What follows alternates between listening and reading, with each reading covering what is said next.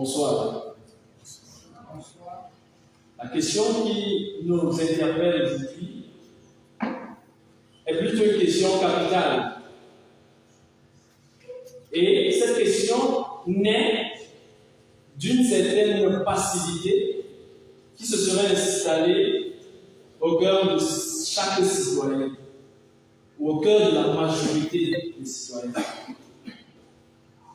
Le citoyen a presque oublié le concept de citoyenneté et vit dans un monde, dans une cité, sans maîtriser ses droits et ses devoirs. Est-ce que c'est parce qu'il n'a pas la connaissance nécessaire pour le faire? Est-ce que c'est parce qu'il a été obligé à se retrouver dans cette situation? Voilà certainement des questions. Voilà le panel constitué qui va certainement répondre également à ces questions. Le citoyen ou bien la citoyenneté, c'est une situation positive créée par la pleine reconnaissance aux personnes de leur statut de citoyen. Donc, chacun doit reconnaître qu'il a un statut qui est un statut de citoyen. Le citoyen dispose, dans une communauté politique donnée, de tous ses droits civils et politiques. Le civisme, la civilité, la solidarité sont trois valeurs capitales, fondamentales à une citoyenneté responsable.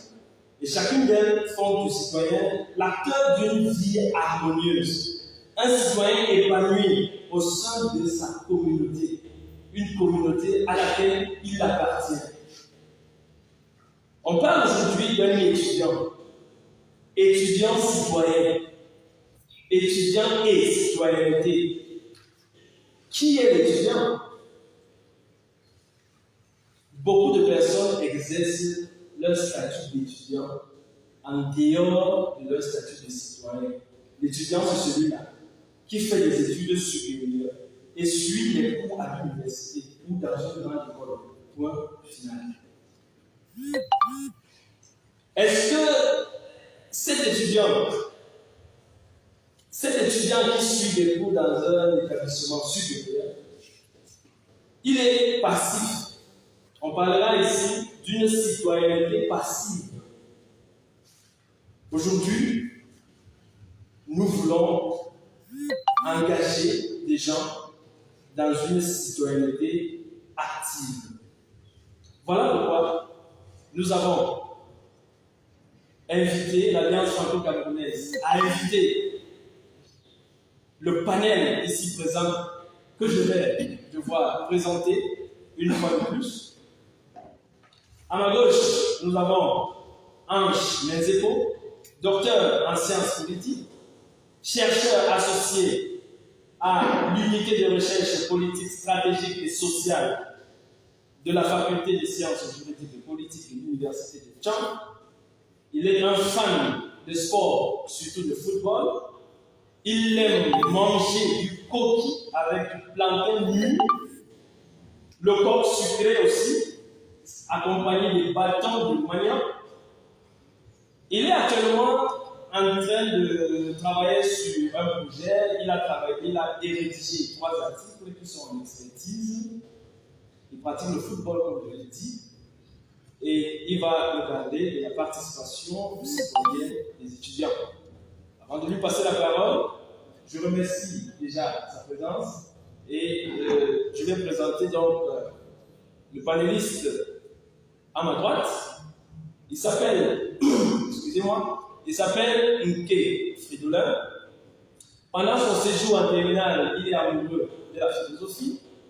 Il commence à étudier cette philosophie à l'université de Yaoundé 1, puis à l'université de Sherbrooke au Canada, et enfin à l'université de Liège en Belgique, où il soutient sa thèse de doctorat. Actuellement, il est enseignant au département de philosophie de l'université de Yaoundé 1. Il a à son actif plusieurs publications. L'esthétique critique de la réflexivité, les affres de la philanthropie, Paul Biya, chronique de la faim. Son mec préféré, c'est le coq. Je pense que c'est la journée internationale du coq. Le coq avec du macabo. Son projet, le projet sur lequel il travaille actuellement, c'est la création de l'Institut de discernologie d'Afrique. L'Institut qui va donc accompagner des personnes, des Camerounais, des Africains, à la pensée critique. Il pratique la marche comme sport et il va certainement parler de l'étudiant, le professeur et l'éthique citoyenne. Voilà présenter le panel. Je vous prie de passionner ce livre.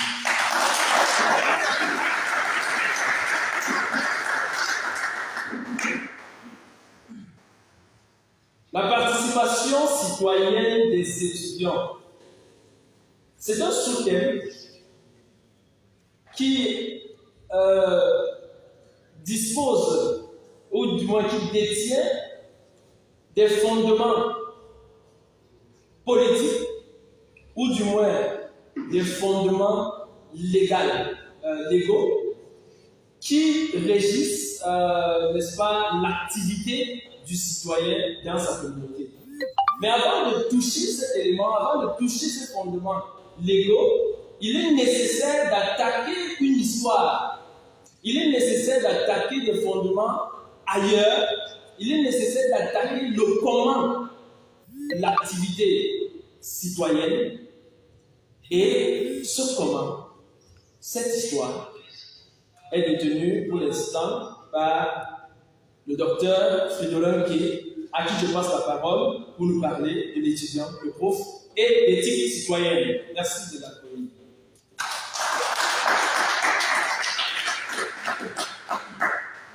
Je vous remercie. Je vous remercie, M. Tombé. Je vous remercie, vous, les professeurs, les collègues et les étudiants qui sont venus nombreux. Il m'a demandé de parler de l'étudiant et de l'éthique citoyenne. Je me suis réalisé à la dernière minute, je me suis rendu compte qu'il y avait mes collègues aussi qui avaient sollicité de participer à ces échanges. C'est pourquoi je vais tout à l'heure le médecin de cet accueil, depuis le matin, j'ai beaucoup discuté avec eux et je vous remercie vraiment de me faire confiance.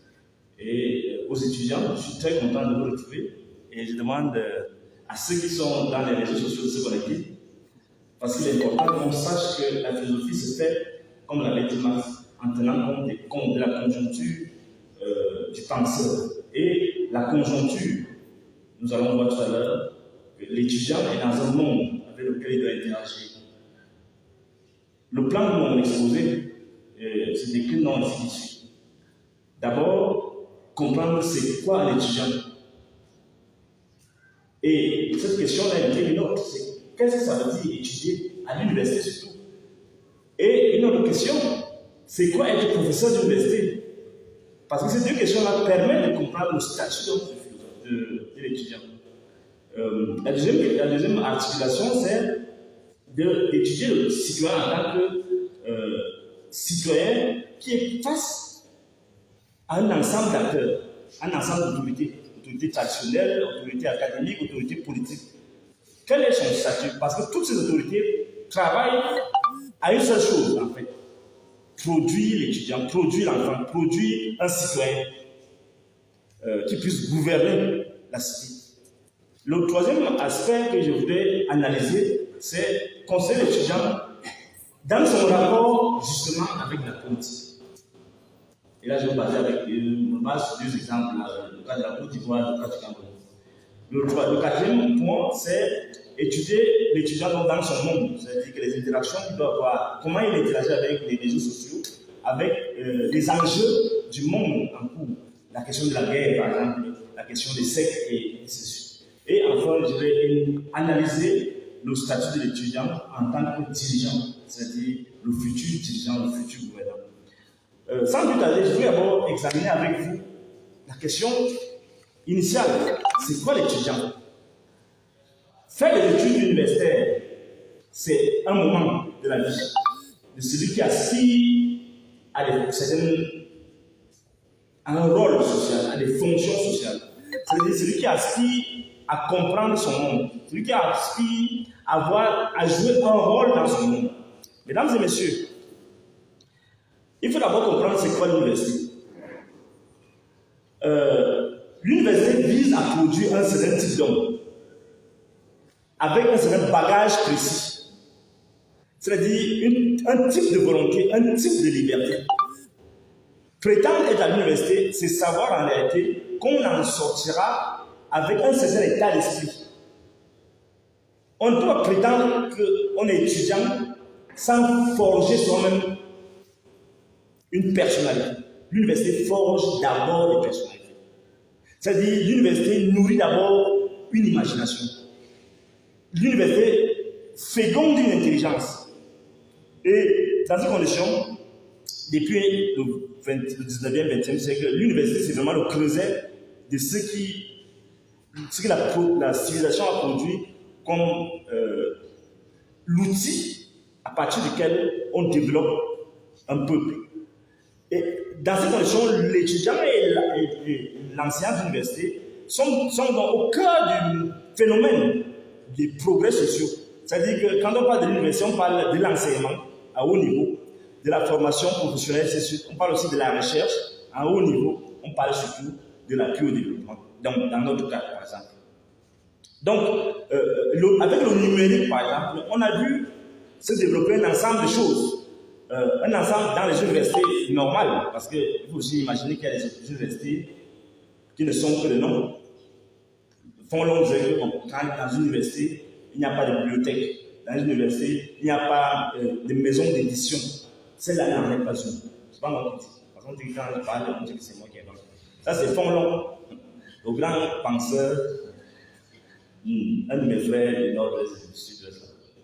Donc c'est lui qui disait ça. Et il n'a pas eu tort. Parce que dans le monde entier, il n'y a pas un endroit où on dit qu'on a une université. Et on ne voit pas les acteurs qui produisent. Regardez chez nous ici.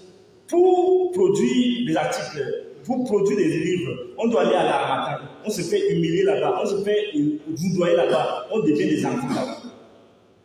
Parce que justement, les conditions de production du savoir ne sont pas réunies.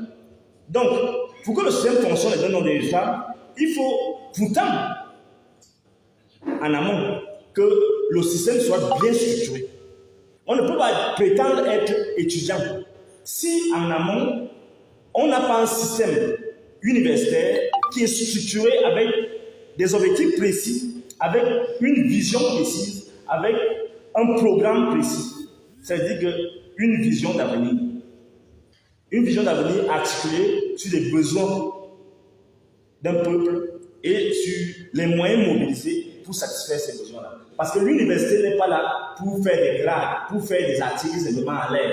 L'université est là pour produire un peuple. Produire un peuple, c'est pour rendre possible le développement, pour rendre possible la sortie de la pauvreté. Dans ces conditions, on voulait donc savoir, on parle de l'université, de l'étudiant. Ceux qui sont là, qui sont présents, et ça concerne aussi les enseignants, il faut que les enseignants comprennent le statut de l'étudiant. Un étudiant n'est pas celui qui récite. Vraiment, rentrez-moi avec ce mot-là seulement. Un étudiant n'est pas un type qui récite, un enfant qui récite. Un étudiant, c'est comme une énergie qu'on stimule pour produire du vrai, pour produire du bien, pour produire du bon. Et à lui, au niveau de l'école primaire, de l'école secondaire, et ainsi de suite, on a appris l'intelligence à s'adapter à de nouveaux contenus. Au niveau de l'université, on apprend à réapprendre. Et cela passe par un ensemble d'exercices, un ensemble d'exigences. Un étudiant qui n'est pas exigeant vis-à-vis de son enseignant, qui ne demande pas que l'enseignant lui donne le carburant pour fonctionner, n'en est pas un. Donc être étudiant, c'est savoir, donc revendiquer le savoir. Et pour revendiquer le savoir, il ne faut pas être bête.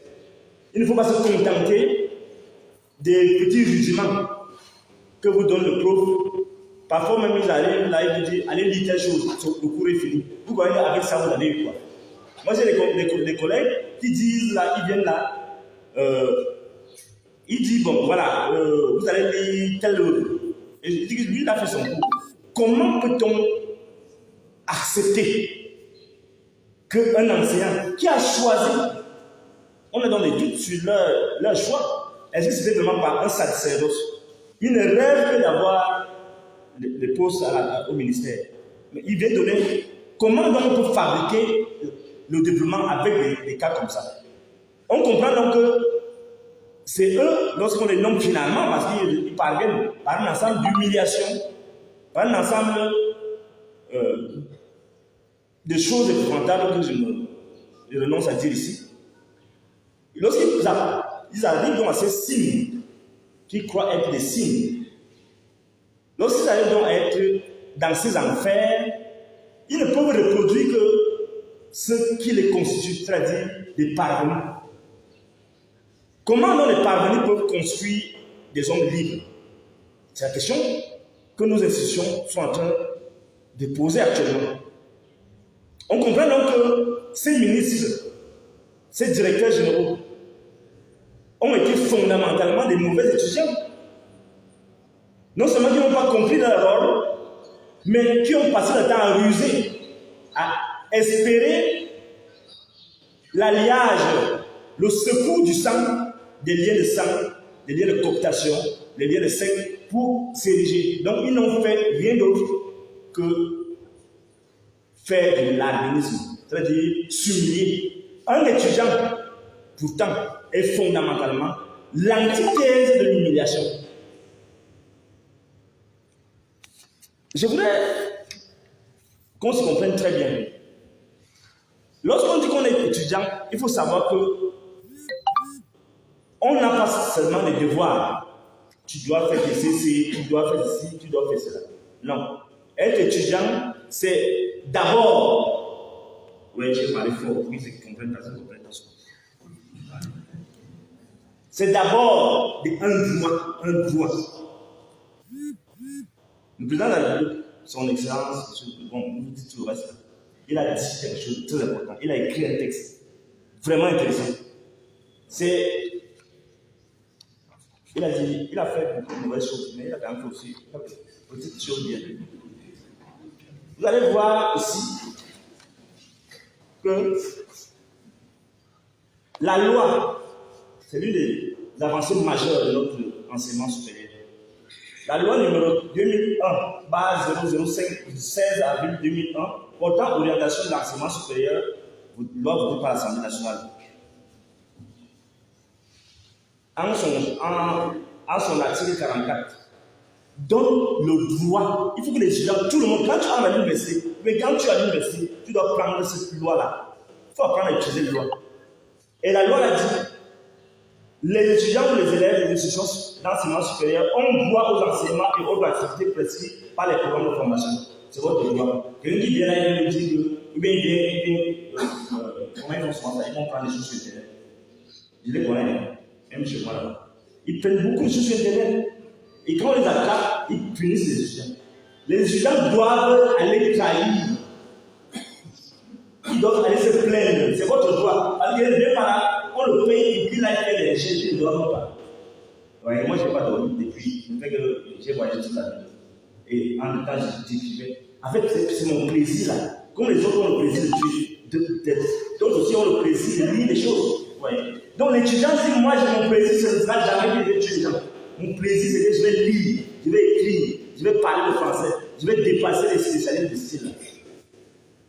Donc, la loi dit cela, c'est votre droit. Le droit à l'intégrité physique. Article 46, tous les étudiants devront lire cet article-là. Article 46, le droit à l'intégrité physique et morale des étudiants est garanti dans l'enseignement supérieur. Il y a qui se permettent, comme des brutes, de frapper sur les étudiants. C'est interdit la loi. Parce que on ne peut pas faire l'école maintenant si ce n'est pas du plaisir. L'école coranique, ça n'existe pas à l'université. Parce qu'à l'université, on stimule l'intelligence, on veut produire quelque chose. Donc, quelqu'un qui se permet de porter une main sur vous, chers étudiants, ou bien de vous harceler, dire que si tu n'as pas la note, machin, tu n'auras pas la note, tu n'auras pas le CC. Vous dénoncez, vous dites pas d'accord. Après, les champions de ça, ils vont dire des choses sur moi. Vous dénoncez, vous critiquez, vous dénoncez, vous allez voir les chefs. Si le chef est complice, vous allez vous plaindre. Mais quand ça fait du bruit, c'est là où ça marche, c'est là où on défend vos droits. Donc, être étudiant, c'est savoir cela. Mesdames et messieurs, lorsqu'on dit qu'on est enseignant d'université, je l'ai bien avec mes collègues, on ne peut pas défendre l'immoralité, l'avortement. On ne peut pas être professeur d'université et être dans le tribalisme. Parce qu'un professeur d'université, c'est la conscience incarnée. Un professeur d'université, c'est comme un esprit. Un esprit qui n'a pas d'attache, sinon par simple souvenir qui vient de quelque part. Et ce quelque part là, il travaille le bien permanent parce qu'il voit devant lui le destin qui a voulu créer tous les enfants de toutes les origines. Donc il est comme Dieu. Et on ne peut pas être Dieu de manière statutaire, de manière originelle et s'encombrer de faire le misérable auprès des puissants.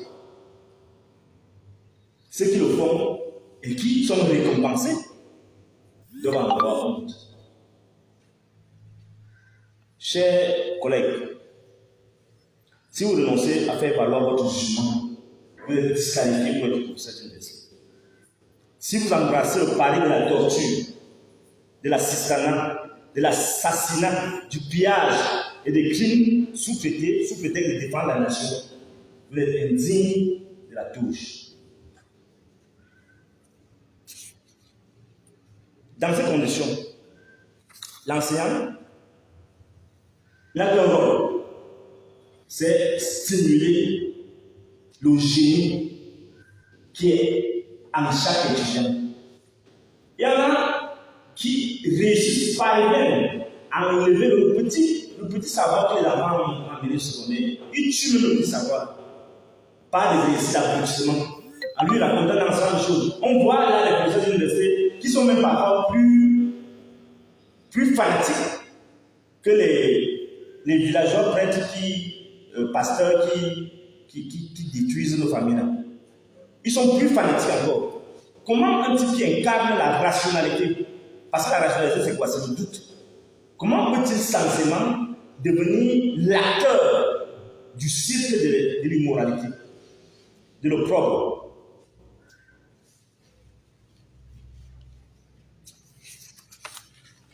Vous aurez le document après. Je voulais juste dire à mes chers jeunes compatriotes que étudier à l'université, c'est comme le disait le philosophe Antoine Guillaume Hamon, se constituer en forçat des études. C'est-à-dire, vous embrassez une nouvelle vie, la vie de la science, qui va s'articuler autour de votre vie civile et de votre projet d'avenir. Il faut prendre la pleine mesure de ses responsabilités.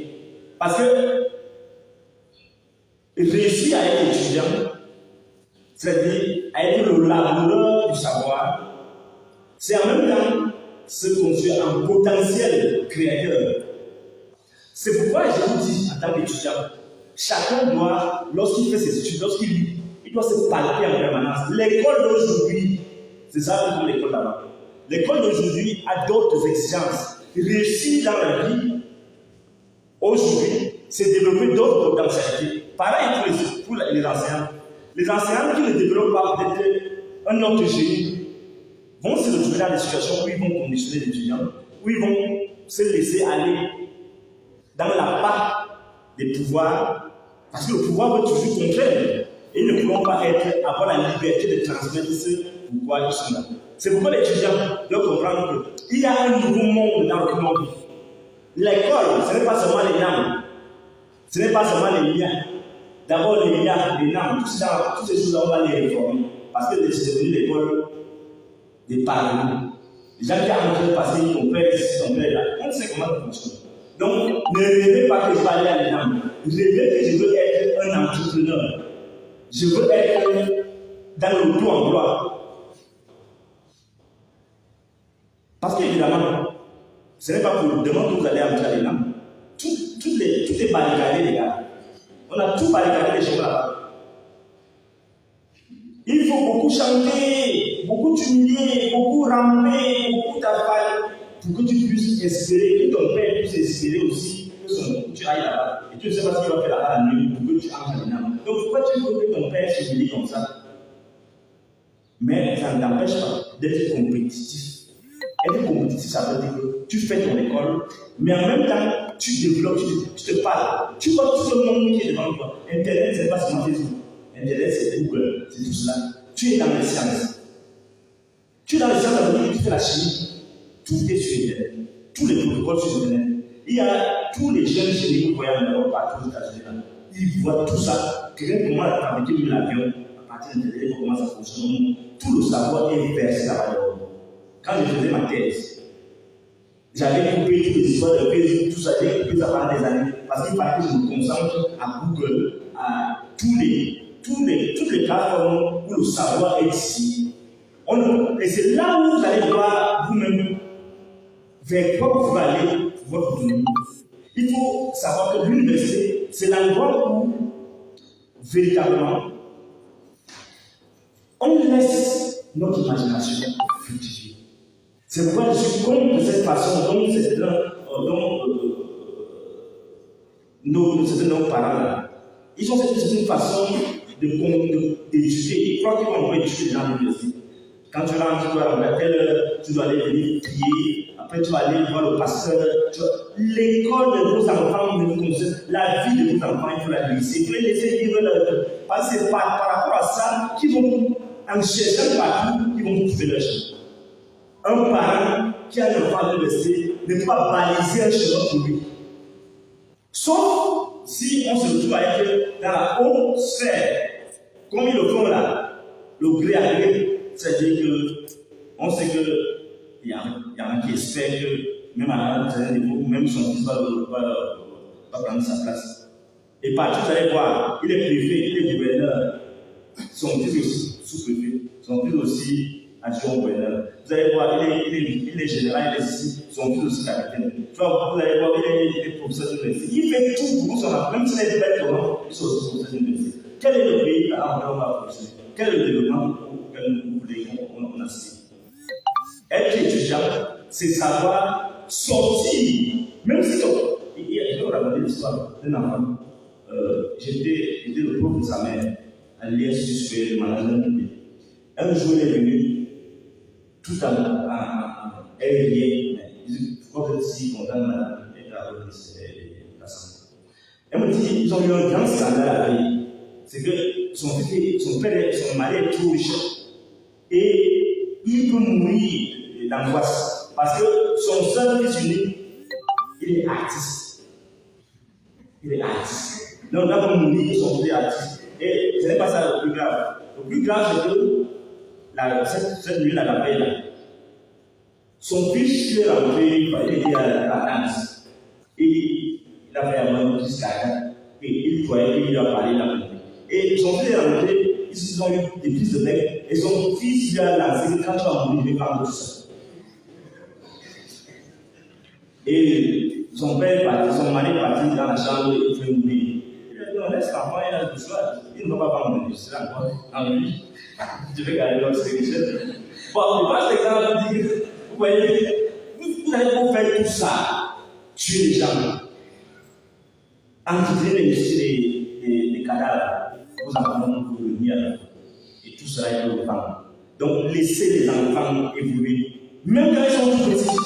Parce que là où ils vont chercher, canaliser des trucs, ils sont seulement très dans les choses de technologie. Parce que par où ils vont développer leur potentiel. Bon, alors, la question là, elle est importante en ce sens que, lorsqu'on a dit cela, la deuxième remarque que je vais faire ce soir, c'est quoi? Face aux autorités académiques, face aux autorités politiques, qu'est-ce qui, fondamentalement, constitue l'étudiant. Qu'est-ce qu'un étudiant représente devant les autorités? Ce que je voulais dire, c'est ceci. Toutes les autorités doivent contribuer à la liberté des étudiants, à la liberté des enfants. On n'est pas sous-préfet pour aller museler les enfants. On n'est pas commandant pour aller. Il y a beaucoup de scandales ici, actuellement, dans l'Ouest, où les gens font n'importe quoi avec les enfants tués, parce qu'on a déjà les secs que si tu fais ça, on va t'envoyer des commandants, machin. Et vous voyez comment les enfants, on viole les enfants de 8 ans, de 7 ans. Quelle est la morale?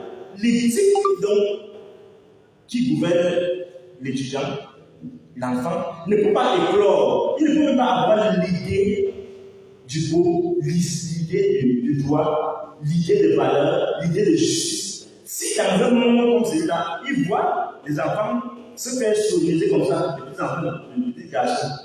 Il faut donc notre responsabilité à tous les niveaux engagés. Il faut absolument qu'on arrive à une société. Et c'est dommage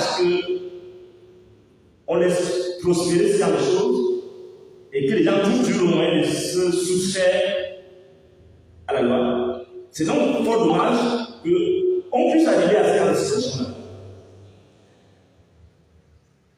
L'autorité traditionnelle, l'autorité religieuse, ne doit pas prospérer au détriment de la liberté des enfants, au détriment de la liberté des étudiants. C'est pourquoi il est inadmissible qu'on voit les prêches dans les campus. Je vais voir ce qu'on a dit par les chasses en lieu et place des gardiens des polices campus qui sont seulement forts pour s'attaquer aux anciens. Leur rôle, c'est chasser les gens qui viennent pervertir, parce que l'université, c'est une seule chose, promouvoir la rationalité. Et on voit les anciens de l'université qui sont plus bêtes, plus obscurantistes, même les villageois, les vieilles mamans du village. Il faut qu'on sorte de cela.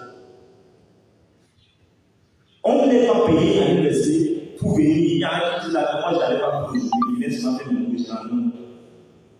On n'est pas proche de l'université et on ne prend pas du temps pour faire la recherche. Tu vas être dans ton bureau et recevoir des étudiants. Si tu es incapable de recevoir des étudiants, parce qu'on va dire que ça veut dire un peu suspect. Ça veut dire que c'est toi qui as les idées dans la tête. On n'est pas payé parce que tu es fait pour aller l'université. On est payé pour faire la recherche et en premier. Et après, communiquer. Parce que faire la recherche, tu vas faire que tu vas tirer les jeunes thésards, les jeunes de maîtrise, de master. Il faut que mes collègues se rappellent que toujours ce mot de José Martí, le grand penseur et écrivain espagnol, expression espagnole. On n'est pas grand, on n'est pas professeur parce que tu cries sur les étudiants, parce que tu tortures les étudiants, parce que tu les ridiculises, parce que tu les humilies à l'envers des étudiants. On n'est pas chef comme ça. José Martí dit ceci. La grandeur des chefs n'est pas dans leur personne. Je sais que la grandeur des chefs n'est pas dans leur personne. Mais dans la mesure où ils servent la grandeur de leur groupe. Ce mot concerne les anciens de l'université, ce mot concerne les gouvernants, parce qu'ils sont tous occupés à servir la nation en principe. Mais ils oublient cela. Un ancien de l'université n'a pas besoin d'avoir honte parce qu'il voit son étudiant en Prado, en BU, je ne sais pas quoi. Non, c'est un sacerdoce. Ton rôle n'est pas d'être riche. Son rôle, c'est de produire des riches. Tu es des riches. Tu viens d'être ensemble. Laisse une chose. Ça, c'est pour nous les pauvres d'esprit. Qui iront au royaume. Et le royaume des cieux, ce n'est pas là-bas, c'est dans le cœur des populations. Dire que je travaille pour le royaume des cieux, ce n'est pas que j'attends que le bonhomme qui est caché là-bas, c'est pas où il est caché. Il va me récompenser. Parce que je veux occuper le cœur de mes citoyens. C'est ça la pauvreté. La pauvreté n'est pas que je n'ai pas d'habit, non, bien je n'ai pas de maison, non. La pauvreté, c'est cette capacité de se surpasser. Cette capacité de voir les gens qui sont enrichis sur le dos des cadavres des autres. et de les tenir en dérision, et se moquer de nous, et de les voir se fâcher sur nous. C'est ça la grandeur, et c'est à ça qu'on veut laisser les choses là, ces gens-là. On a choisi notre métier. Notre métier, c'est pour nous la liberté. Notre rôle dans la société, dans toutes les sociétés, c'est faire en sorte que les lumières puissent rayonner. Alors, le troisième aspect, c'est l'étudiant et la politique. L'étudiant et la politique.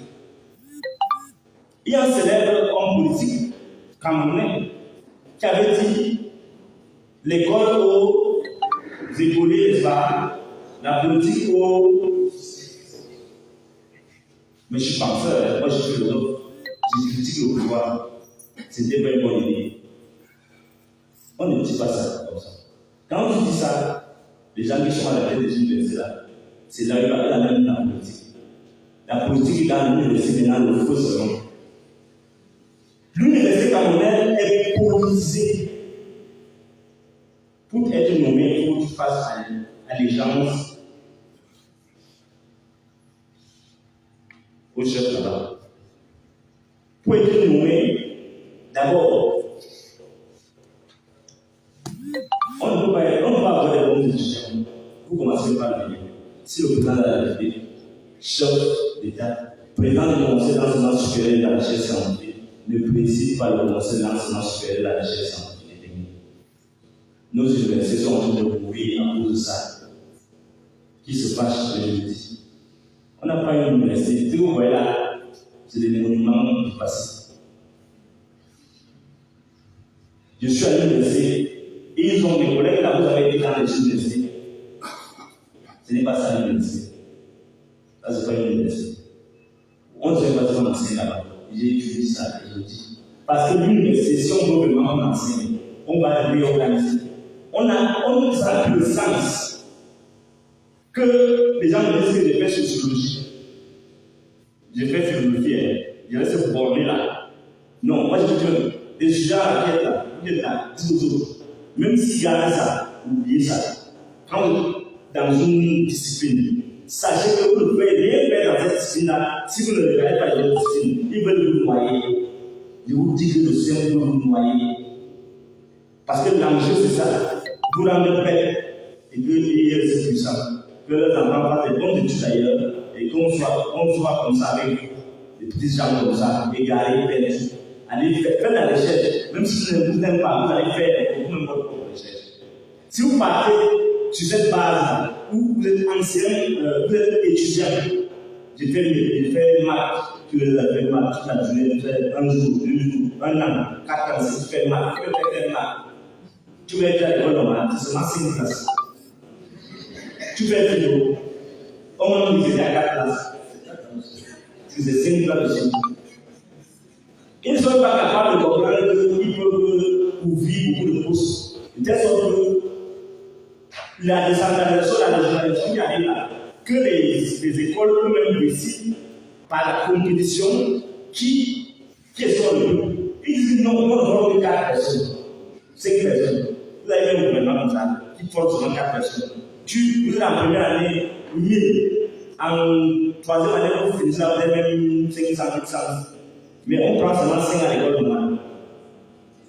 Et vous voyez qu'il y a la décentralisation. Parce que la décentralisation, c'est qu'on forme pour que les collectivités territoriales décentralisées aient la capacité d'absorber cela et de créer la compétition. Tu peux l'appliquer ici. On fait des appels d'offres. Comme ils veulent toujours mettre les gens, ils veulent pas qu'il y ait un problème. Donc on ne peut pas avoir une université comme ça. L'université, par rapport à cela, à la politique, on ne peut pas dire que l'université est aux politiciens et l'école aux écoliers. L'université, mes chers jeunes frères et sœurs, c'est là où tu forges ton idée de vie. C'est là où tu t'instruis. Il n'y a aucun peuple qui s'est élevé avec les étudiants ignares, avec les gens qui disent seulement sociologie, la chimie, la formule. Non. Les étudiants sont des grands lecteurs. Moi, je n'aime pas la lecture. Tu aimes quoi? Et tu veux le diplôme. Tu veux le diplôme. C'est même pas le diplôme. Il y a un son de mes collègues. Il n'est pas libre. Moi, je n'aime pas les langues d'Israël. Peut-être qu'il ne dit pas comment il dit les autres. Il ne dit pas. Il est découragé. Un ancien de l'université est découragé. Vous avez vu ça? C'est si longtemps pour nous. Et vous voulez que les enfants fassent quoi? Vous mangez de l'argent. On mange de l'argent de quoi? Vous êtes fatigué, je ne sais pas dire. On n'a pas payé la paix. Si on ne paye pas, tu ne vas pas. Tu vas dire à ta femme qu'on va me laisser sans manger. Pour montrer que tu es un enseignant. Un enseignant, c'est quelqu'un qui est capable d'avoir faim et de bien la faim et de travailler. Tous ces prix Nobel, là, vous voyez, ils font comme Newton, tout ça là. Parfois, ils oublient qu'ils n'ont pas à manger. C'est la servante qui dit, patron, vous avez compris. Parce qu'il va, c'est ce qu'il y a à Newton. On lui sert chaque 3 secondes, on lui sert la médecine. Et ça va ne pas venir. Et il ne sait pas quand il est venu. Et à midi de l'autre jour, il ouvre, il dit, ah, j'avais déjà mangé. Alors ça ne va pas venir. C'est comme ça qu'on est femme. Si tu dis que tu as besoin de la famille, notamment la fille, il va enlever sa famille, il s'en fout. C'est quand on fait la pression. D'ailleurs, je profite de cette occasion, je vais encore avec la conférence, je profite seulement. Je dis aux gens du cinéma, plus de 15 jours. Donc, si vous continuez à faire les choses que vous faites là avec ces gens-là, en haut là-bas, je vais créer mon silence, je l'annonce ici, je vais créer mon silence. Et les gens vont suivre, cette bêtise-là comme ça. On va laisser un pays comme ça. Bien évidemment, si je suis encore obligé.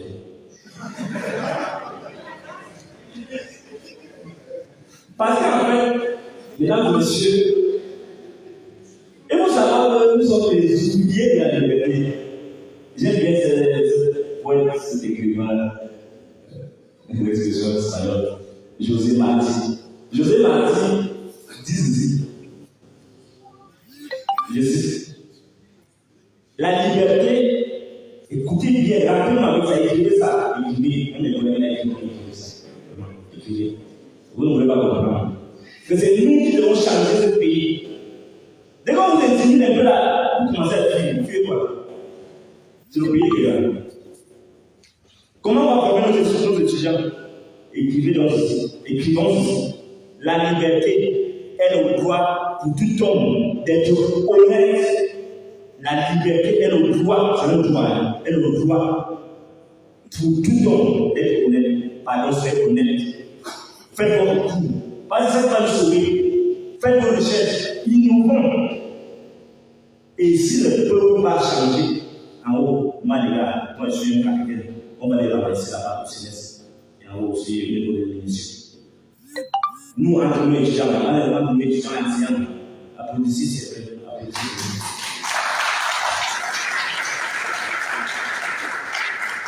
Je le dis parce qu'il y a des gens qui ne comprennent pas ce que c'est que la philosophie. La philosophie, c'est la cour suprême de l'école. Sociologie, anthropologie, machin, tout le monde doit faire philo. Dans les crèches, je dis comme ça, pas les machins qu'on fait là.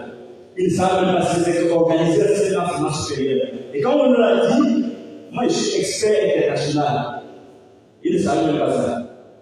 Ils croyaient qu'ils sont trop forts là-bas au ministre. C'est pas comme ça qu'on organise l'enseignement supérieur. Quand le président de la République va nommer ministre, les choses vont changer.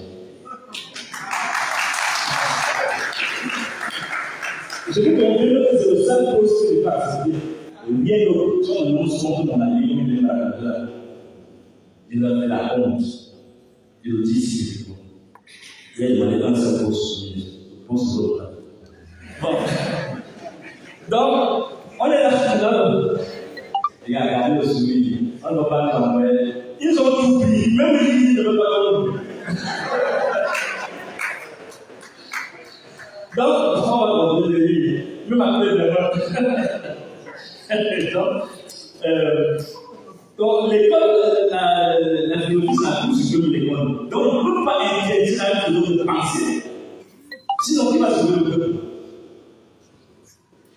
Rapport, je vais aider rapidement. Rapport entre l'étudiant et la politique. Il n'est pas vrai que la politique est pour les politiciens et l'école est pour les à l'université, on commence à comprendre comment fonctionne ce monde. Et on prend des décisions et on manifeste. Vous avez vu en Côte d'Ivoire, la FESI, la Fédération scientifique. Vous devez vous organiser pour défendre vos droits, les étudiants. Et c'est la défense des droits qui va faire en sorte que vous construisez en vous la capacité d'être leader, la capacité d'être politique. Il n'y a pas de.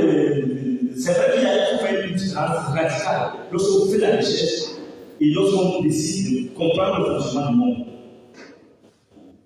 Vous savez que dans les années 90, lorsqu'il y avait ce qu'on appelle les années de presse au Cameroun, Titus Edouard, le ministre de l'Enseignement supérieur, avait exclu des dizaines d'étudiants, exclu toutes les universités, parce qu'ils ont osé participer et revendiquer les libertés. Je crois que dans cet esprit que le président de la République actuelle, ce dont je parlais, a dit que l'école de professeur, la politique est au professeur, l'école aux ouvriers. Non. L'étudiant est un acteur. Sinon, pourquoi les gens ont des notions de soutien à l'université? Et si l'université fait des notions de soutien? Si on dit que l'université égale la politique, pourquoi on fait dans les notions de soutien? Pourquoi on dit qu'on doit porter les charters des étudiants? Si les enfants de Dieu font minimum, on porte les charters des étudiants pour applaudir le temps qu'il y a. Laissez ça, ce n'est pas pour les étudiants, vous l'avez fait dans le pays. Donc voilà les réalités que nous devons étudier. L'avant-dernier point que je voulais évoquer, c'est l'étudiant dans son monde.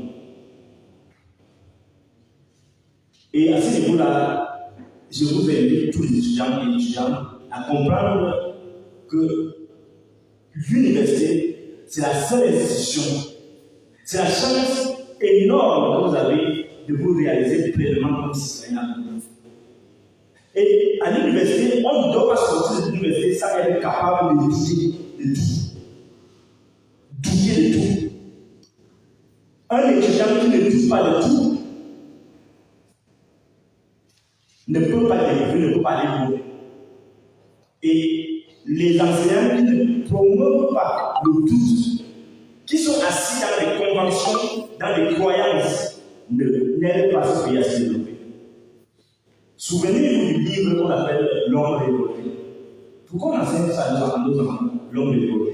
Malheureusement, ils ont enlevé tous les bons livres du programme, ils ont mis seulement les choses qui font que la conscience est empirée. Tu ne vas pas plus loin, tu restes comme ça.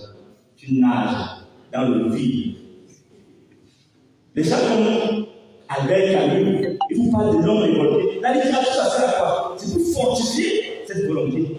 C'est pour qu'ils soient capables de résister. Parce que le monde n'est pas que de résistance. Lorsqu'on rend nos enfants si faibles, incapables de s'exprimer, comment peut-on compétir avec les autres peuples? Comment peut-on réellement promouvoir le développement de ce pays? À cet enfant-là, je dois lire ces mots d'Albert Camus dans L'homme révolté. Albert Camus dit, dans l'épreuve quotidienne qui est la nôtre, la révolte joue le même rôle que le caution dans l'ordre de la pensée. Elle est la première évidence, mais cette évidence tire l'individu de sa solitude. Elle est un lieu commun qui fonde sur tous les hommes la première valeur. Je me révolte, donc je suis. C'est comme on parle, c'est avec Camus. Un étudiant qui est incapable de se révolter, de dire au prof que, prof, moi j'ai fait les recherches hier soir, c'est pas sûr. Hein? C'est un étudiant. C'est un fidèle. L'université ne connaît pas les fidèles. Les fidèles de l'église de l'île là, ce n'est pas l'université. Donc les collègues là qui ne peuvent pas permettre à nos étudiants de nous interroger, de nous défier. Un enseignant qui n'est pas capable de laisser l'étudiant nous défier, c'est un danger pour la société. C'est un danger pour l'intelligence. Et les étudiants révoltés de classe. Pas en traversant les choses, pas en rien. En écrivant, le secret c'est l'écriture. Anonyme, tu dénonces, tu dois faire honte. Parce qu'on leur parlait de comprendre pas. Qu'il faut se résister. Les gens sont là, ils sont là, depuis des années, ils viennent encore tous les jours, ils les mêmes bêtises devant les étudiants. Et c'est normal. Comment on va faire? Donc, on doit parler. Ça nous fait mal parce qu'on a un gros travail, on doit travailler en équipe. Lorsqu'il y a une personne qui fait ces étudiants de choses-là, ça ne nous aide pas nous autres. Et c'est ça, les étudiants qui ne sont pas capables de s'inscrire, de savoir qu'on doit recommencer tout l'édifice. Qu'ils songent à l'aventure en aigu de Cheikh Hamidou Kane. Vous savez le livre de Cheikh Hamidou Kane. Les gens doivent être prisonniers. Nous sommes ici dans les sociétés féodales. C'est-à-dire qu'il y a une hiérarchie, il y a un ensemble de choses là qui doivent promouvoir. Il y a même des secteurs avec des idéologies où on promeut l'exclusion par rapport à un ensemble de personnes, un ensemble de personnes originaires d'autres tribus. Non. Dans toutes les années, dans toutes les tribus, les intellectuels, c'est-à-dire les étudiants sont des intellectuels en puissance, doivent pouvoir questionner leur rapport à leur culture. Est-ce que ce qu'on me dit à la maison que les Bamileke sont les envahisseurs, que les poissons des fous, est-ce que c'est fondé? Il y a des gens qui se posent pas cette question, qui ne comprennent pas que c'est à partir de là qu'il doit construire lui-même ses propres repères. Est un danger pour la cohésion sociale. On doit définir même sur nos propres parents, lorsqu'on a l'esprit clair pour voir la vérité.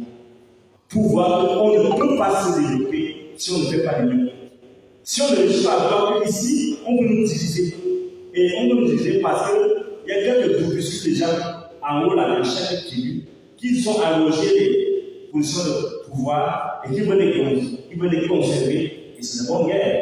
La politique chez nous, c'est la division. Nous, donc les étudiants, les universitaires, c'est nous qui devons faire voir la réalité qui se cache derrière. Malheureusement, nous sommes les premiers à organiser l'exclusion. Dans les campus, on voit les originaires de telle localité, les originaires de ceci, les originaires de ceci, qui s'excluent et qui les gens commencent à se regarder en chaîne de faïence. Après, vous serez les mauvais ministres, après, vous allez payer les caisses d'État, après, vous allez faire le petit manager d'État. Et dit, c'est ça. On doit le dénoncer.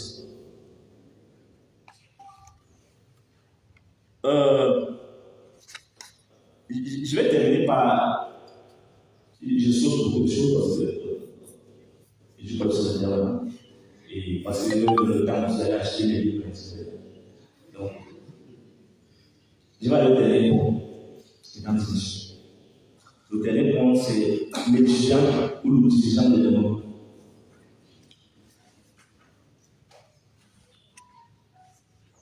Je voudrais vous dire que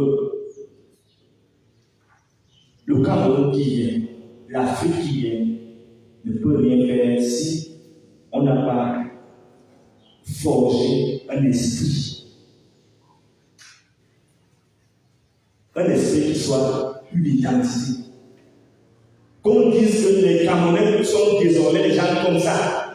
Vous voyez, quand Sankara a pris le pouvoir en Haute-Volta, qui s'appelle la Haute-Volta, il a décidé que je baptise mon pays, Burkina Faso.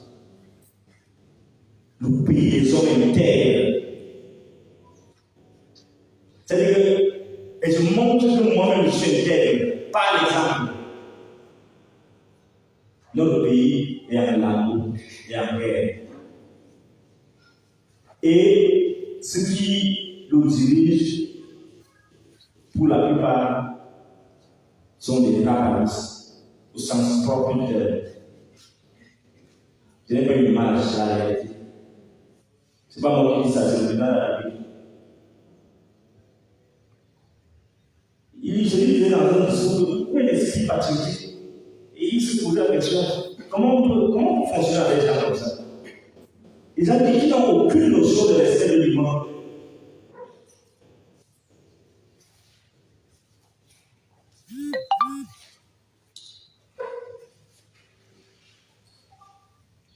Il y a un penseur qui s'appelle Santiago Hector. Santiago Hector. Il a écrit un livre, La mémoire de l'eau. La mémoire de l'eau. Et dans ce livre-là, il montre effectivement un ensemble de réalités.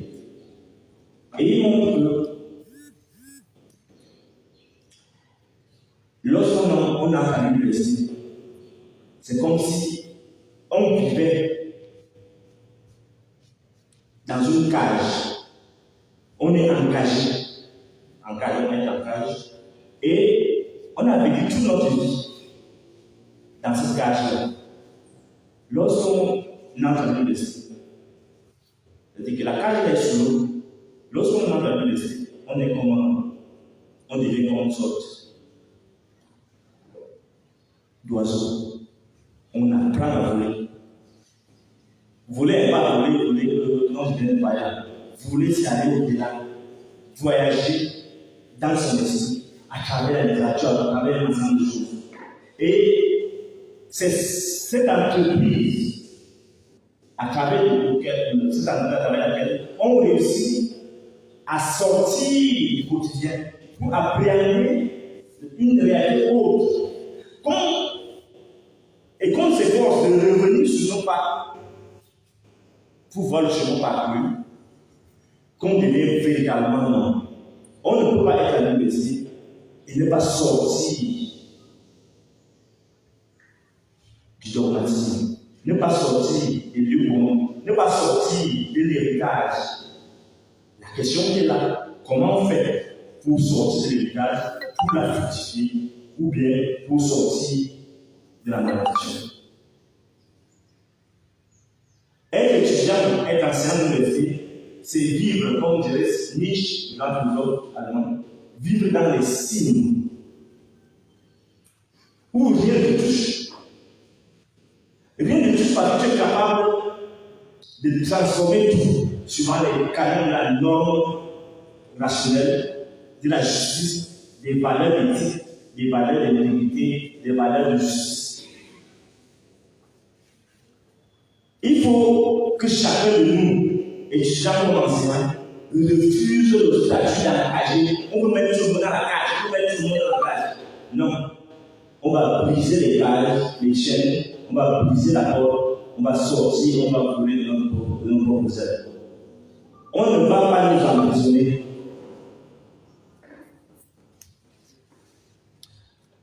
Briser donc les verrous de ces cages électorales, briser les verrous des cages professionnelles, des cages académiques, et à la fin, on doit fraterniser. Le plus grand danger pour les régimes tyranniques, c'est que les populations fraternisent les unes avec les autres. Dès que vous commencez à fraterniser, vous les mettez à nu, vous voyez leur stratagème et vous devenez fort. Notre effort à l'ouest, au centre, à l'est, au nord et au sud-ouest, c'est créer les conditions de se parler, de s'unir, de dépasser nos erreurs. Malgré que les autres travaillent à amplifier nos souffrances, nos frustrations, notre désespoir. Sachez que vous ne serez libre qu'aussi longtemps que vous réussirez à faire pourrir la pourriture. Tant que vous allez laisser la pourriture exhaler, nous avons, on ne va pas être libre. Il faut donc tuer, faire pourrir les pourritures. La corruption, la fraude, l'excès de pouvoir, le trafic d'influence, les seigneurs de guerre qui saignent les provinces du nord et du sud-ouest. Et les hommes en armes qui croient qu'ils sont un missile vivant. Parce que chaque fois qu'ils ont une arme du peuple, ils s'imaginent qu'ils sont un missile vivant. Rappelons-leur en tout temps, en tout lieu, en toute occasion, qu'ils sont comme nous, c'est-à-dire les petits squelettes enveloppés de chair grisâtre, qui heureusement, lorsqu'ils suivent la loi, peuvent produire de grandes civilisations. C'est nous l'avenir, ce n'est pas l'imposture qui va gouverner les temps futurs. Et je vais terminer par ce mot que chacun devrait aussi avoir en vue. La vraie générosité, mesdames et messieurs, envers l'avenir, consiste à tout donner au présent. La vraie générosité envers l'avenir consiste à tout donner au présent. Voilà la pensée d'un grand penseur. Voilà la pensée d'un génie de la littérature que je vous laisse comme méditation. Je vous remercie.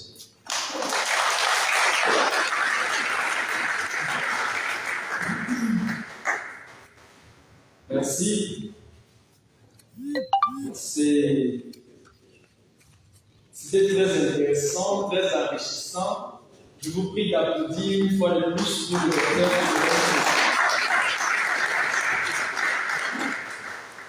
Dans son propos, il nous a enrichi non seulement des citations, des textes qui peuvent nous accompagner, qui peuvent définir, n'est-ce pas, notre façon de penser, notre façon de voir le monde, forgeant ainsi un étudiant désormais nanti de ses droits et de ses devoirs.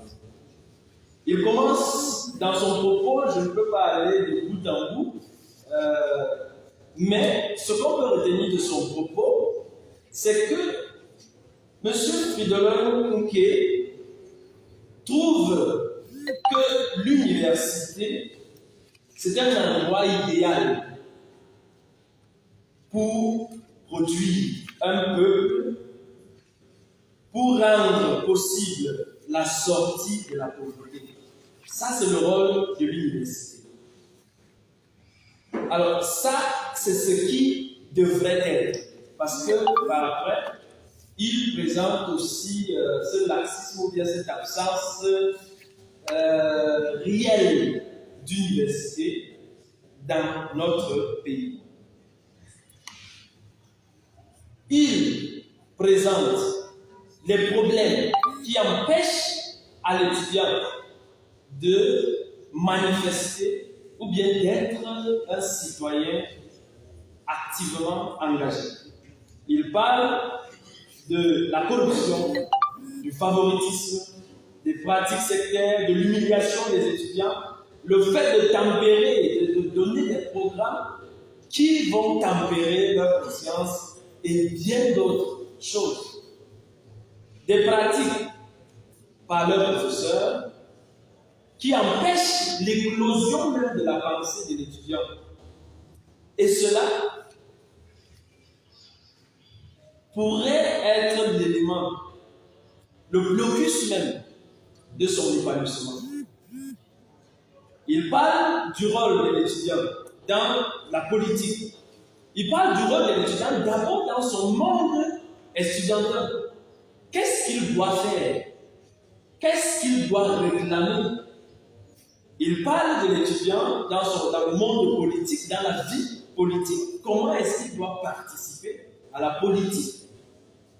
Il parle de l'étudiant, ou du moins de l'université, qui est un lieu par excellence pour promouvoir et développer la citoyenneté de l'étudiant. Et là, l'étudiant doit être capable de tout interroger, de tout mettre en question, d'interroger le prof. Bref, il a utilisé un mot de se révolter. L'étudiant doit aussi comprendre qu'il a un avenir, qu'il deviendra dirigeant. Et pour cela, il doit forger une identité. Cette identité pourrait être, cette identité qui doit être unique, peut être appelée une camerounité, s'il faut parler du Cameroun. Ça peut aussi être appelé un modèle civique camerounais. Et donc, il sort en disant que l'idéal serait de briser les verrous des cages électorale, de briser les verrous des cages professionnelles pour pouvoir suivre, pour pouvoir travailler ensemble. Parce que c'est en s'unissant, c'est en travaillant ensemble qu'on pourra certainement atteindre le développement. Il a présenté toutes ces difficultés, il a présenté des pistes. Nous allons maintenant donner la parole au docteur Ange Menzeko pour parler de la participation citoyenne des étudiants. Si on finit par briser tous ces éléments, comment est-ce que l'étudiant doit donc participer à la vie politique de sa cité, de son pays? Merci d'écouter attentivement le docteur Ange Menzeko, que je vous prie d'accueillir avec des applaudissements.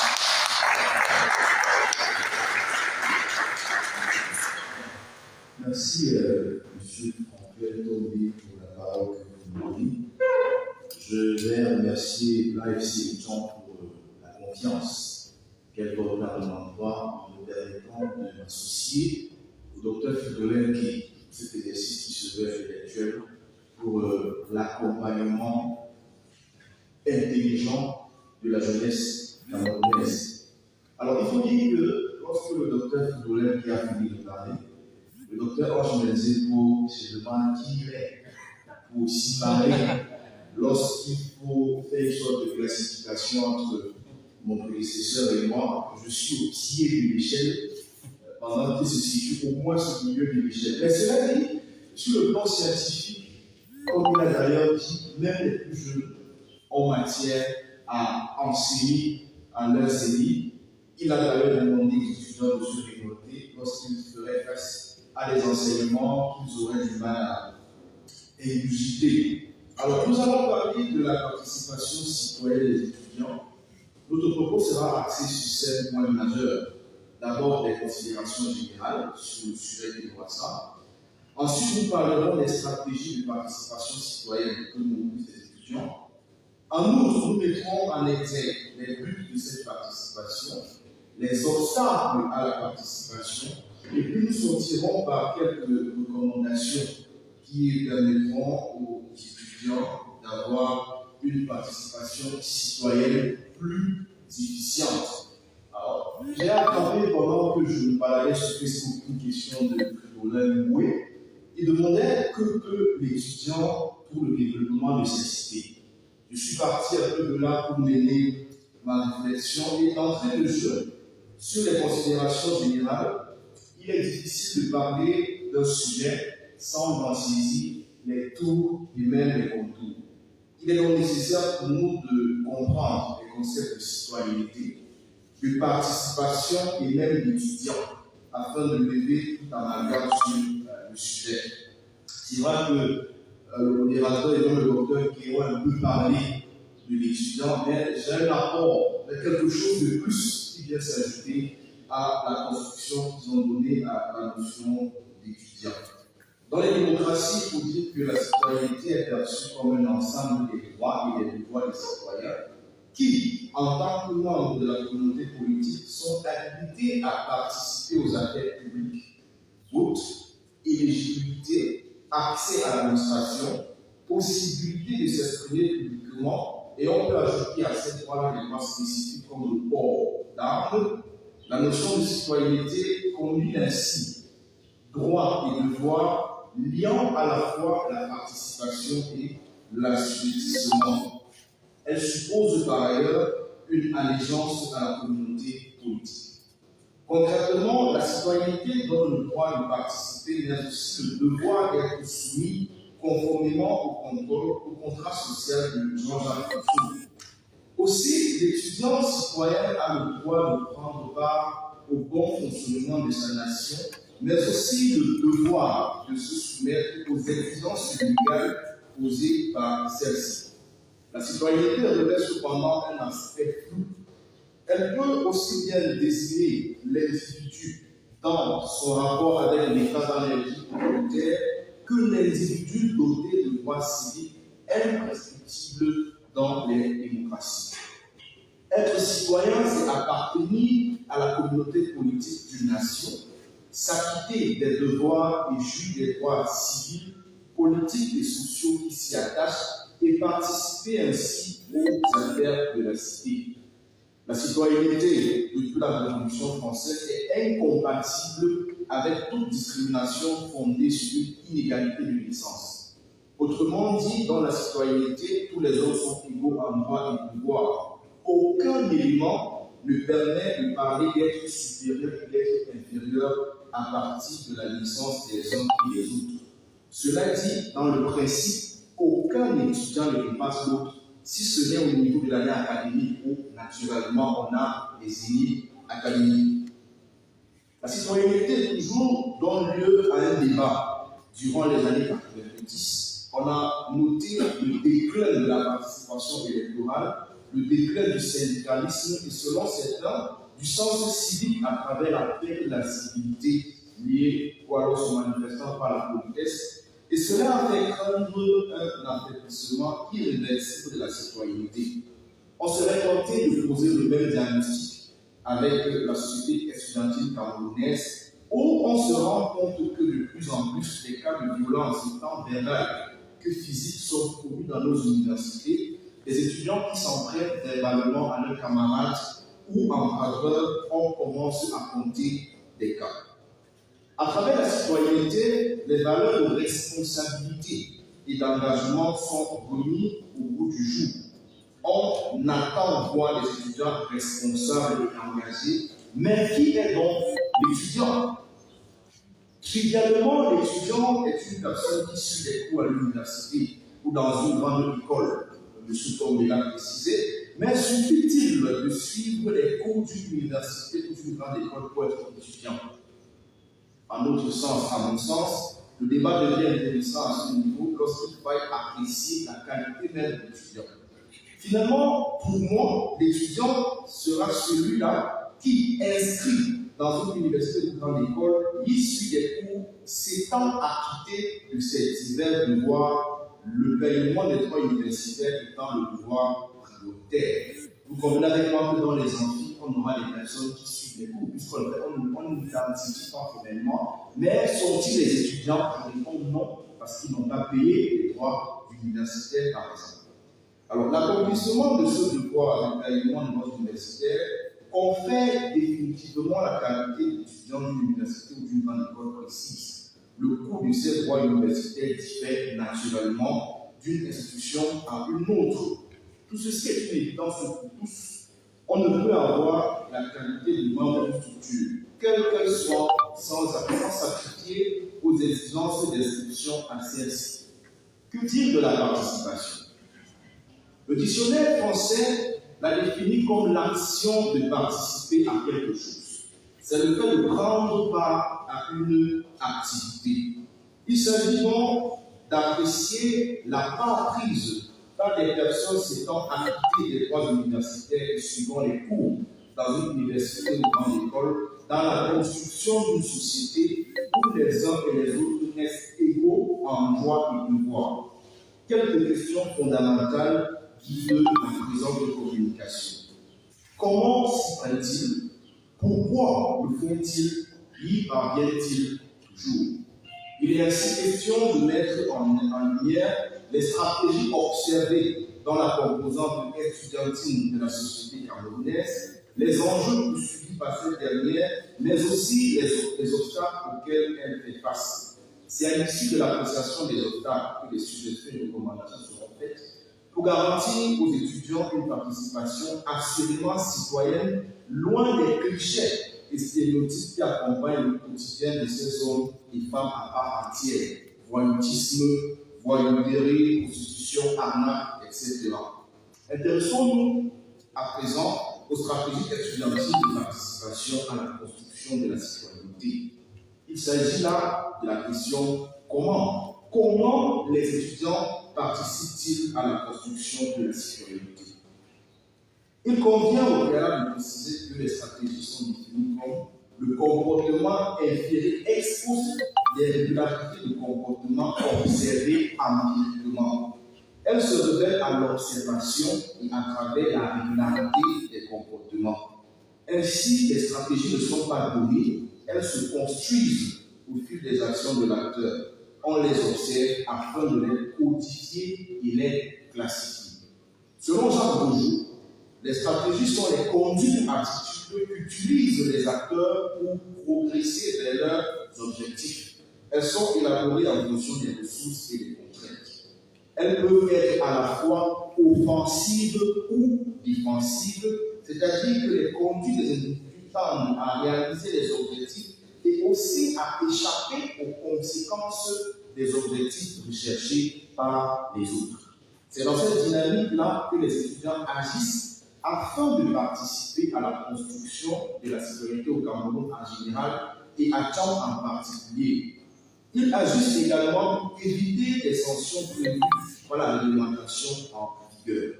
Ainsi, on observe une multitude de comportements chez les étudiants, ceux-ci en droite ligne avec leur devoir dans un premier temps. Parmi ceux-ci, on note l'acquittement des droits universitaires, ce qui confère la qualité d'étudiant et les avantages qui vont avec. On a le suivi effectif des cours qui découlent du droit à l'éducation. Il se manifeste également par la prise des cours, la participation aux différentes évaluations, ce qui fait de l'individu un véritable étudiant. Sinon, on ne saurait dire que cette personne-là est un étudiant.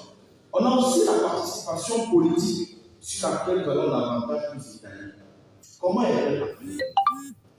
La participation politique est l'ensemble des pratiques et des manifestations d'intérêt des gouvernés à l'égard des affaires publiques touchant la commune, la région, l'État ou même l'humanité tout entière.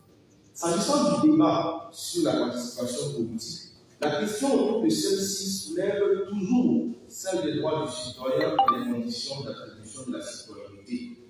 Dans la théorie démocratique, la participation politique renvoie à l'intervention du citoyen dans les affaires de la cité. Comment les étudiants exercent-ils leur droit de participation à la gestion des affaires de la cité? Il convient au préalable de relever qu'on distingue deux formes de participation politique. La participation conventionnelle et la participation non conventionnelle. La participation conventionnelle renvoie à l'implication du citoyen dans la vie politique de sa nation. Elle tourne autour du vote. Ainsi, la philosophie politique depuis le XIXe siècle et la science politique après 1945 se sont principalement intéressés au vote, considéré comme le seul aspect légitime de la participation démocratique. Les élections constituent dès lors le temps fort de la participation politique.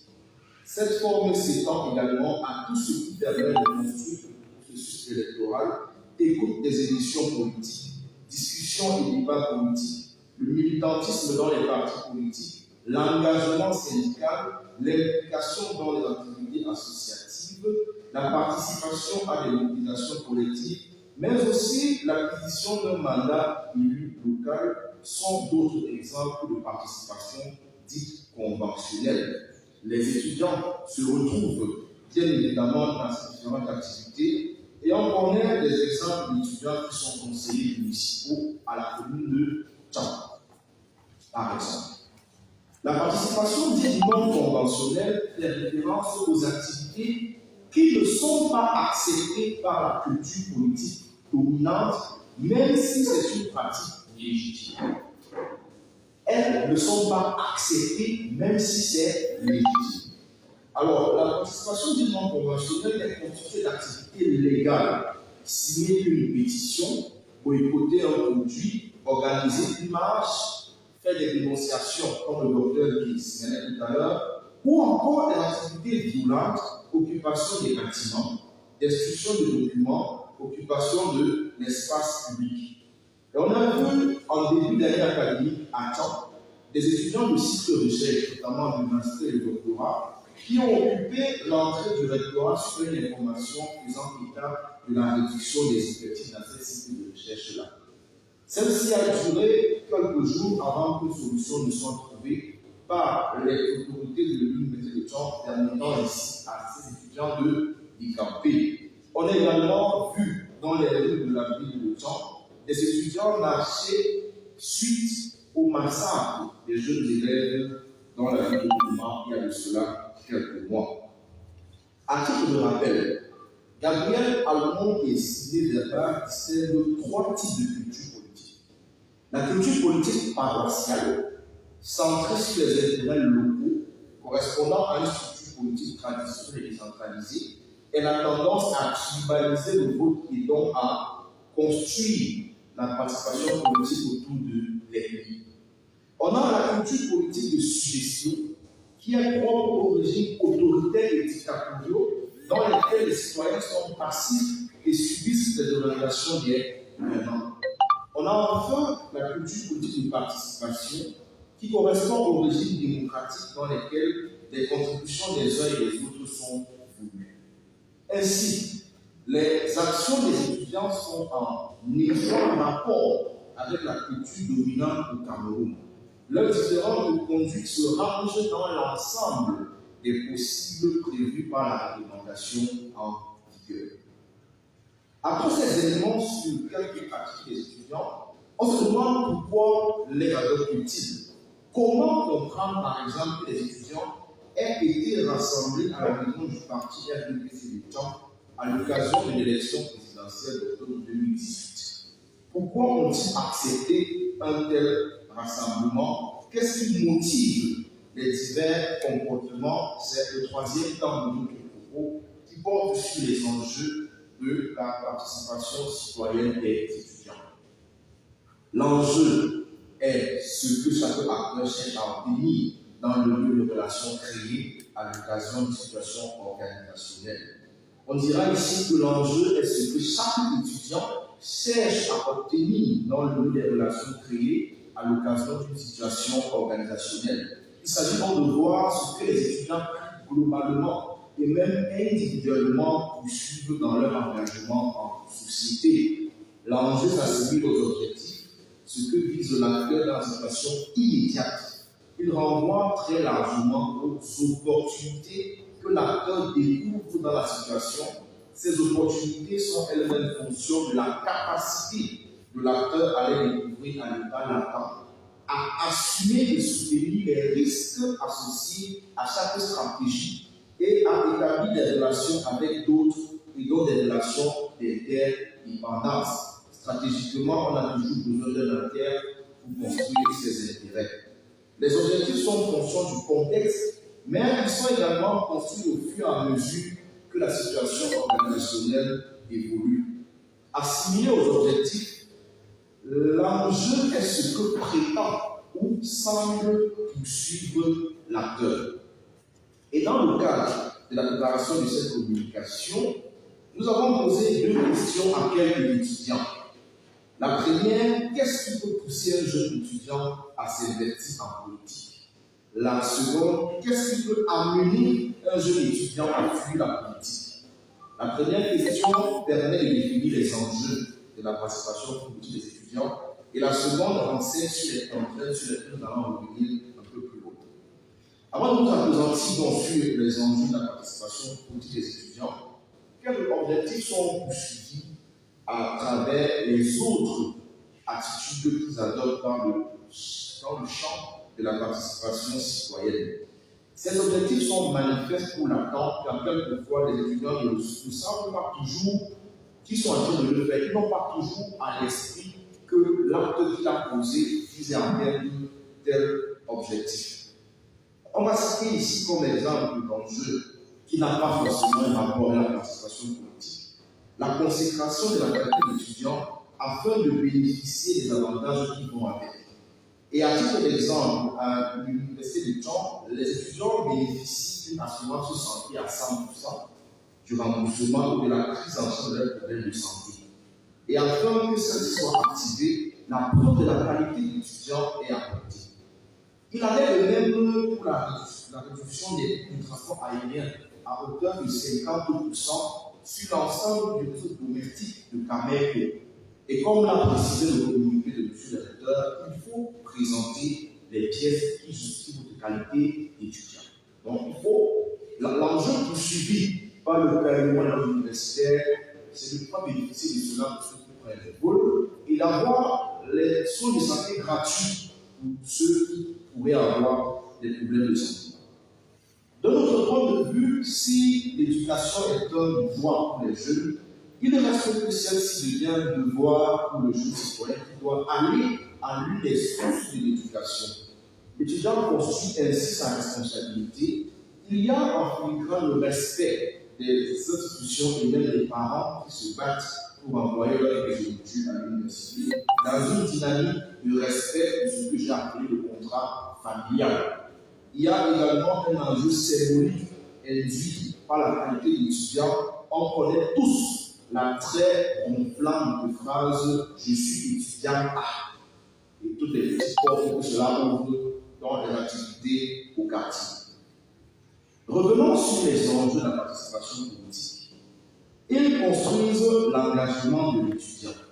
On note comme enjeu la volonté de participer à la gestion des affaires publiques, la conquête du pouvoir même à l'échelle locale, le bénéfice des avantages du pouvoir et même des avantages académiques, la recherche des raccourcis, la participation à la prise de décision, l'expression du mécontentement sur la manière de diriger le gouvernement, la dénonciation du mal-être de la société, le mimétisme, la curiosité, le tissage des réseaux d'action et d'intervention, la quête de la popularité exilée dans les petites affaires, la volonté d'impulser le mouvement social à travers la conception des politiques publiques, la participation au changement de la vie des populations, la contribution à l'amélioration des conditions de vie des populations, l'auto-construction dans la pyramide de Maslow.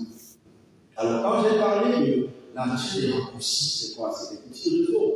Puisque je suis dans le même parti que lui qui est mon enseignant, il peut me filer un tuyau pour l'examen et que je valide facilement. Ça motive également les jeunes à adhérer aux activités politiques. S'agissant du changement des conditions de vie des populations, il peut concerner directement les conditions de vie des étudiants dans leur milieu d'apprentissage. Dans les années 2004-2005, je fais mes premiers pas à l'université et il y a eu un mouvement d'étudiants dans les universités d'État qui a abouti à la réduction du prix du plat au programme universitaire à 100 francs. C'était pas 100 francs quand j'entrais. On a également eu la création et l'entretien d'un certain nombre de commodités. Éclairage des salles de cours, construction des points d'eau potables, des toilettes, paiement des droits universitaires en 2 tranches de 25 000 chacun. Avant 2007, on payait 50 000 une fois, au plus tard en décembre. Avec ce mouvement-là, on a séparé, on a fixé la pension en 2 tranches, qui allège un peu et facilite un peu la tâche aux parents pour laquelle la vie devient de plus en plus difficile. Il peut également relever que les étudiants ont la possibilité d'impacter la politique au niveau macro. Et là, Pascal Dufour et Louis-Philippe Savoie nous révèlent que l'analyse du conflit étudiant du printemps 2012 au Québec montre comment les mouvements sociaux peuvent changer temporairement le politique, entendu ici comme l'ensemble des règles et pratiques individuelles et collectives qui régissent les relations entre les acteurs à propos du gouvernement et de la communauté. Ainsi, les étudiants se positionnent comme des placemakers ou entrepreneurs de politique publique. Des auteurs comme Baum, Gardner et Mahoney d'une part, qui d'autre part, démontrent l'importance des mouvements sociaux pour le politique. L'exemple du mouvement étudiantin au mois de 1956 est aussi illustratif de l'impact des étudiants sur le politique. Comme l'a dit par ailleurs Nathalie Ponsard, dans le monde étudiant, la contestation des pouvoirs est donc liée à un projet de changement de société. Celui-ci passe par la voie syndicale ou par des partis politiques. C'est donc à ce titre qu'on retrouve les étudiants camerounais en général et ceux de gens en particulier dans les partis politiques avec l'ambition de pouvoir changer les choses. Alors tous ces enjeux sont en conformité avec la définition de la sécurité donnée par Olivier May. Olivier May, autant pour moi, que nous avons cité plus haut dans les considérations générales. Ces objectifs ne sont cependant pas toujours atteints. Il existe en effet des éléments qui se dressent contre les étudiants et qui les empêchent de les atteindre, et ils sont nommés contraintes. D'après Jacques Rougeau, Les contraintes sont des éléments qui se dressent contre l'acteur et auxquels il doit faire face.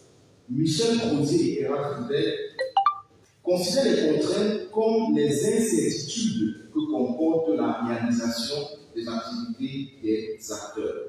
Et donc, cette définition pose le problème de l'inévitabilité des contraintes.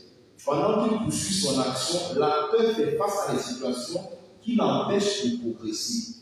Et avec Jacques Rougeau, l'acteur ne doit pas pour autant fuir le but de ses actions. Il fait face aux contraintes, développe certainement des stratégies pour les contourner.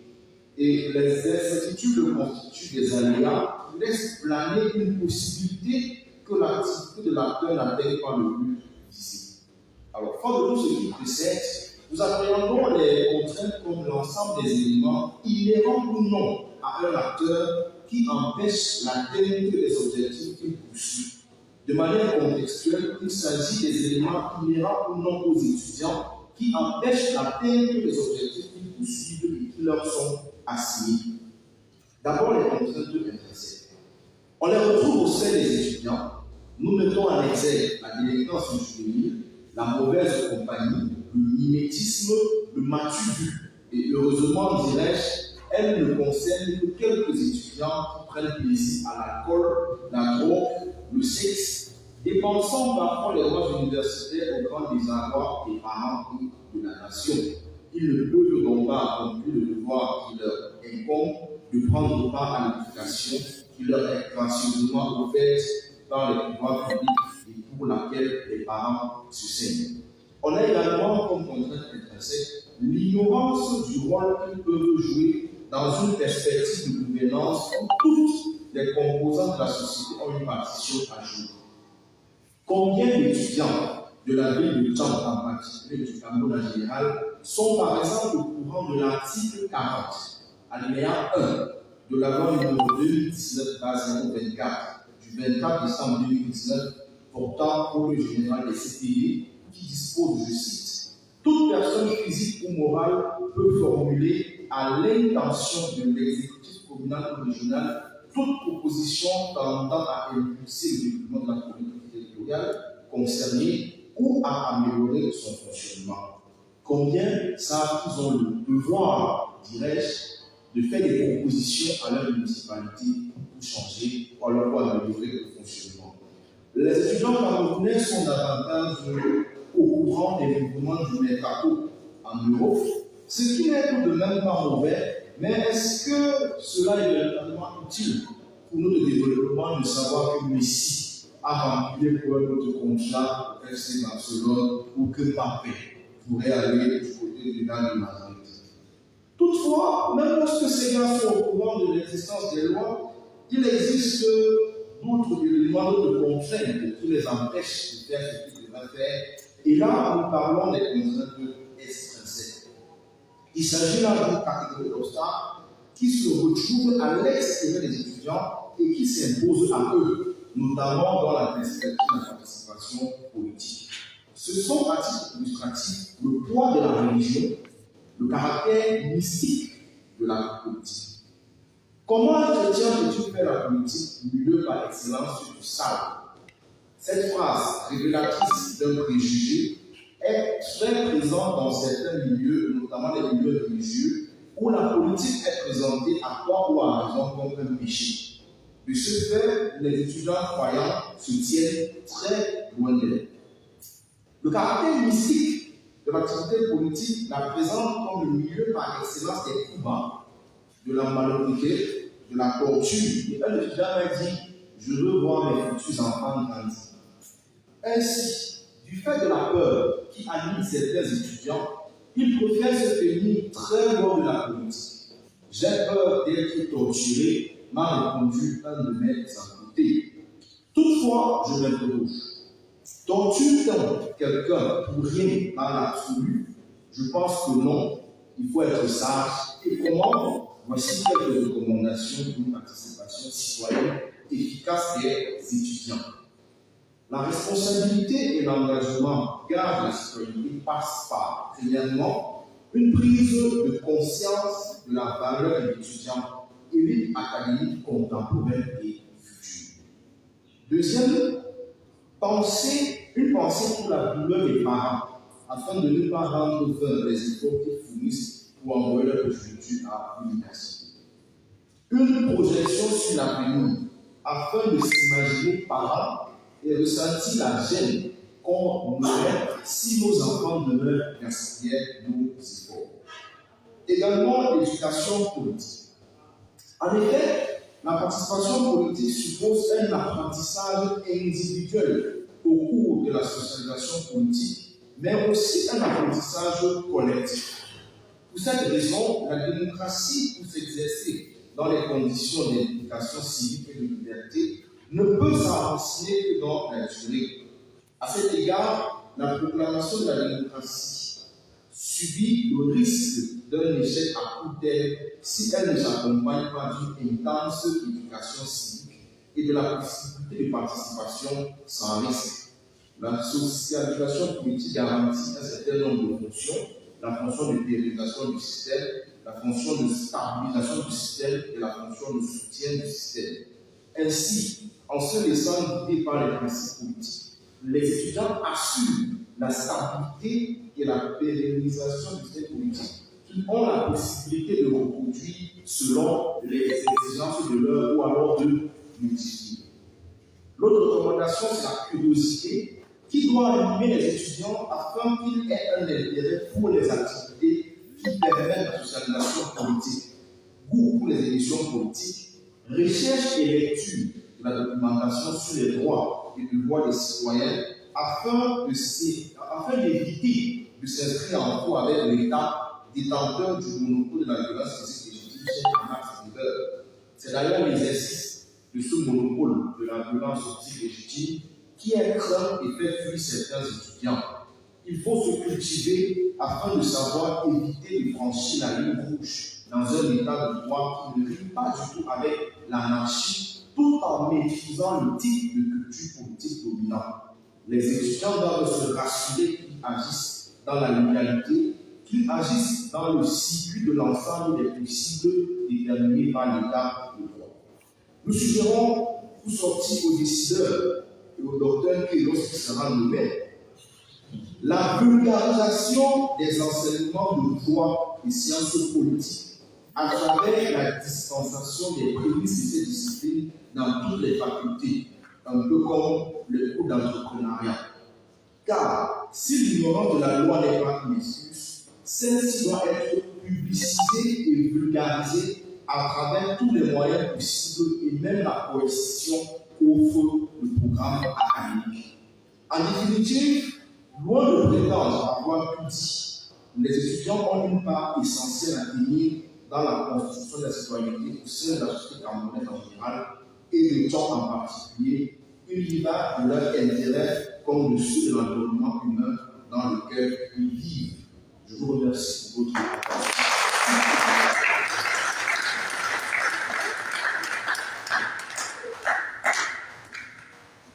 Je vous prie d'applaudir une fois de plus pour le docteur Ange Menzego.